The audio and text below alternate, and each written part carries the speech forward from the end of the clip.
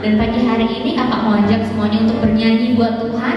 Dan hari ini kita mau mengalahkan iblis dengan cara kita memberikan sikap yang berkenan di hadapan Tuhan. Nah, buat adik-adik yang udah siap memuji Tuhan sama kakak, yuk bangkit berdiri semua di rumah. Kita goyang-goyangkan badan dulu ya kak ya, supaya kita bisa joget dan bernyanyi buat Tuhan. Kita nyanyikan lagu ini sama-sama ya, ada teksnya di bawah sini.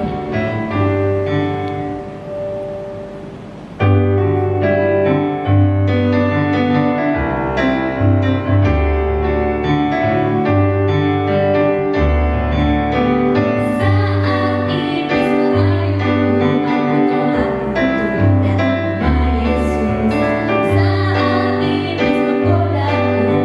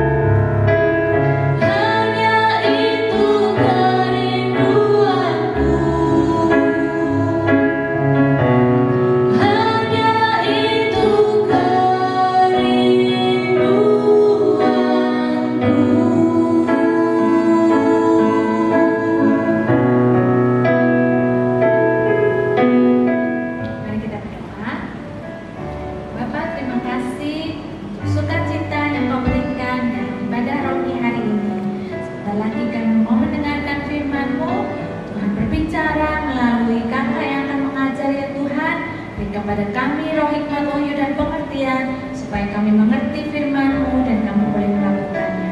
Dalam nama Tuhan Yesus kami sudah berdoa. Amin.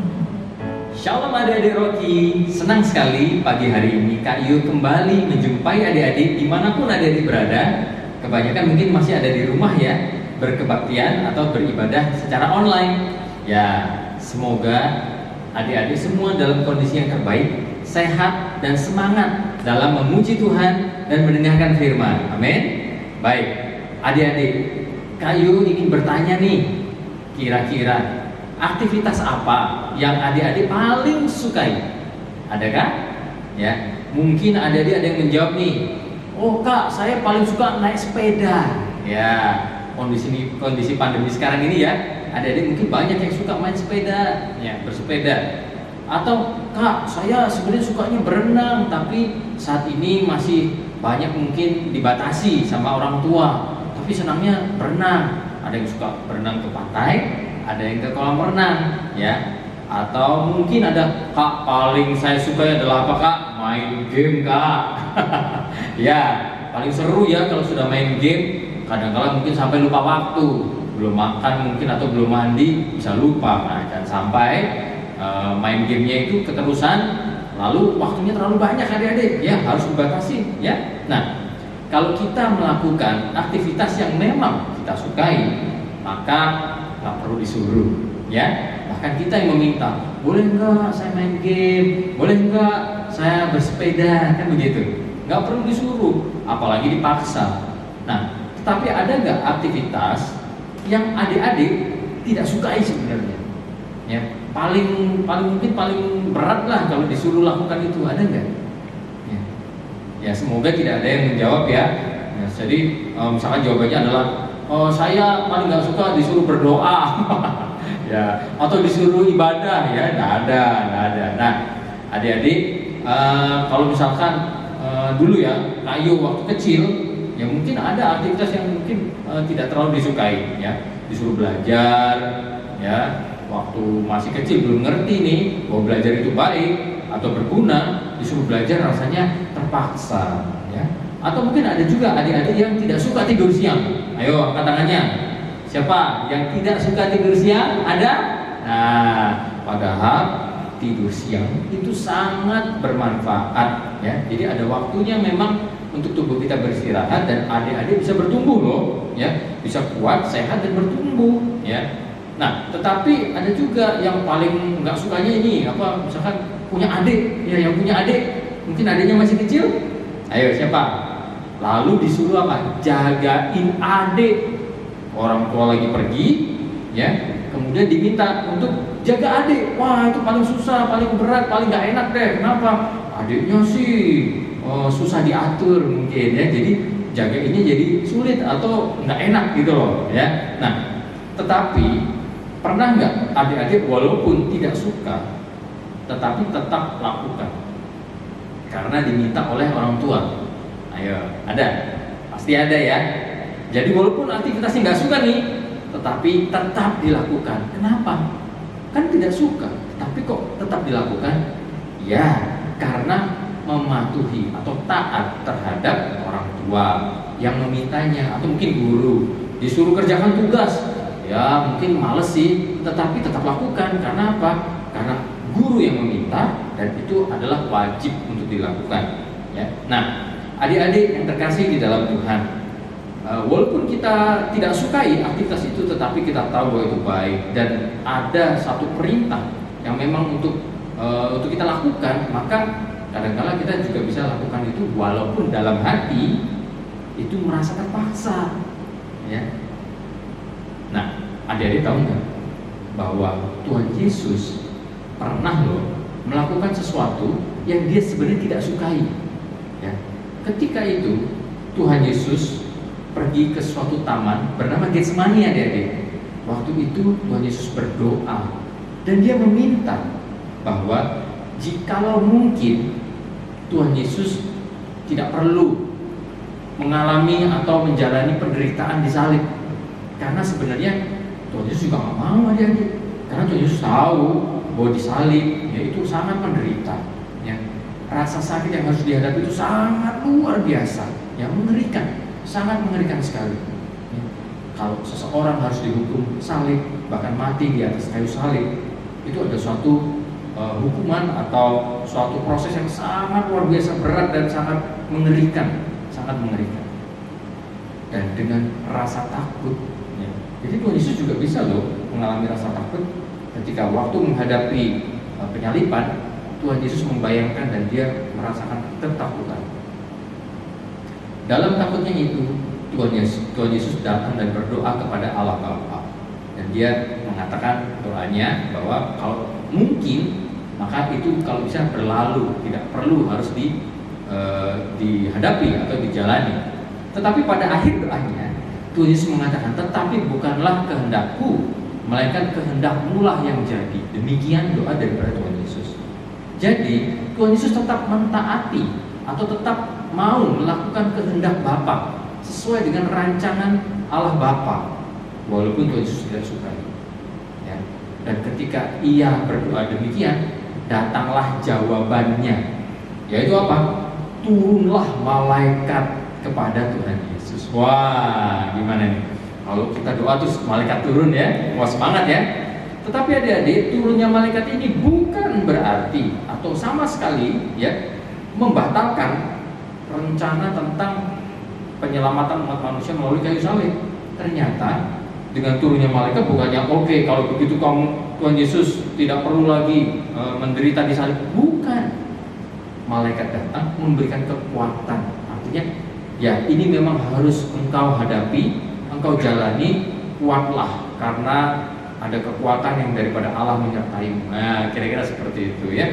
Jadi itu adalah suatu jawaban bahwa ternyata tidak bisa harus dilalukan atau tidak terjadi, harus tetap terjadi. Ya. Dengan demikian ada kuasa Allah yang memberikan penghiburan dan kekuatan, dan akhirnya Tuhan Yesus siap. Ya, ia akhirnya berani menghadapi salib. Ya, oleh karena ia menerima kuasa dan kekuatan dari Tuhan. Dan rasa cintanya kepada Allah Bapa, ia tetap taat dan akhirnya menderita bahkan mati di atas kayu salib. Untuk siapa? Untuk kita semua. Wow, luar biasa bukan? Ya, luar biasa sekali apa yang dilakukan oleh Tuhan Yesus. Bayangkan adik-adik, kalau adik-adik itu takut, adik-adik takut sesuatu misalkan apa ya, zaman sekarang mungkin ada yang takut gelap nih, ya, ada yang takut disuntik, ya, takut di swab. Ya, siapa yang sudah vaksin? Tidak ada yang takut ya? Atau ada? Ya, ada juga beberapa yang aduh takut tidak mau divaksin ya. Kenapa takut ditusuk jarum? Ya. Nah, tetapi walaupun takut, kalau itu ada untuk kebaikan, maka tetap dilakukan. Ya, tetap dilakukan karena itu untuk kebaikan. Untuk kebaikan kita sendiri kan. Kalau kita divaksin, kita bisa imunitas kita tinggi, kita bisa terhindar dan kita bisa selamat dari COVID-19 atau virus-virus yang lain ya, tergantung vaksinnya apa. Nah, adik-adik, Tuhan Yesus pun menghadapi dan menjalani salib itu semua karena untuk kebaikan umat manusia. Ya. Kalau divaksin, kita tetap lakukan itu untuk kebaikan kita. Ya. Tetapi Tuhan Yesus melakukan apa yang Allah Bapa perintahkan bukan untuk kebaikan Tuhan Yesus, tetapi untuk keuntungan kebaikan kita manusia yang berdosa. Kita semua membutuhkan pengampunan. Tuhan Yesus yang menebusnya adik-adik. Wow, luar biasa. Haleluya ya. Nah, itulah pengorbanan Tuhan Yesus. Ia menghadapi rasa takutnya. Bagaimana dengan adik-adik ya? Jadi adik-adik, kita belajar untuk kita menghadapi rasa takut kita. Kita menghadapi mungkin rasa tidak enak, kita perlu menyangkal diri karena Tuhan Yesus juga mengendalikan dirinya ya. Nah, Tuhan Yesus satu lagi nih, Tuhan Yesus juga loh waktu melihat murid-muridnya ternyata tertidur ya. Tuhan Yesus juga bisa mengendalikan dirinya, ia tidak kemudian marah-marah ya. Orang diminta menemani ternyata malah tidur ya. Demikian juga dengan ketika Yudas Iskariot menyerahkan Tuhan Yesus, bahkan dengan tanda ciuman yang seharusnya itu adalah lambang kasih sayang, seperti kalau misalkan orang tua, teman-teman atau adik-adik ya mencium adik-adik, itu adalah suatu bentuk tanda kasih sayang. Tetapi Yudas Iskariot menyerahkan Tuhan Yesus dengan ciuman.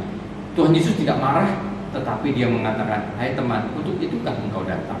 Ya, jadi Tuhan Yesus bisa mengendalikan diri adik-adik. Nah, kita pun belajar untuk menyangkal diri atau mengendalikan diri. Ketika adik-adik, contoh misalkan bangun pagi, ya masih malas, aduh masih capek, ya maunya tidur terus. Nah, tetapi oleh karena tahu, oh iya, ini adalah waktunya saya bangun, ya untuk sekolah, untuk bersiap-siap, maka adik-adik tetap bangun, ya dengan semangat. Itu artinya mengendalikan diri dan menyangkal diri, ya. Itu yang kita belajar daripada firman Tuhan, mencontoh keteladanan daripada Tuhan Yesus. Amin. Baik, adik-adik, mari kita ambil ayat hafalannya, ya. Kita buka di Amsal, ya. Sudah ambil ayatnya, ya. Ayatnya di Amsal, adik-adik. Kita ambil di pasal 25 ayat 28, ya. Bunyinya, orang yang tak dapat mengendalikan diri adalah seperti kota yang roboh temboknya. Ya, oke. Itu adalah ayat hafalannya. Adik-adik baca dan hafalkan, dan ingat bahwa kita harus bisa mengendalikan diri dalam keadaan apapun. Meskipun kita terasa takut, kita menghadapi mungkin hal-hal yang berat, tetapi kita mengendalikan diri, dan biarlah Tuhan memberikan kita kekuatan untuk bisa melalui. Baik, Tuhan memberkati. Mari kita berdoa. Bapa di sorga, Tuhan terima kasih, kami bersyukur karena Engkau telah memberikan yang terbaik bagi kami, yaitu kasih karunia dan keselamatan. Biarlah kami semua di sini anak-anak-Mu, kami datang kepadamu ya Bapa, kami belajar untuk kami bisa taat. Kami akan mengendalikan diri kami ketika kami harus menghadapi rasa takut, rasa cemas, rasa khawatir, apapun itu. Tetapi kami percaya bahwa penyertaan-Mu sempurna, dan Tuhan akan menjadikan segalanya indah dan baik pada waktunya. Terima kasih Bapak. Berkati kami semua di sini, terpujilah nama-Mu, di dalam nama Tuhan Yesus kami berdoa. Haleluya, amin. Selamat hari Minggu, Tuhan memberkati adik-adik.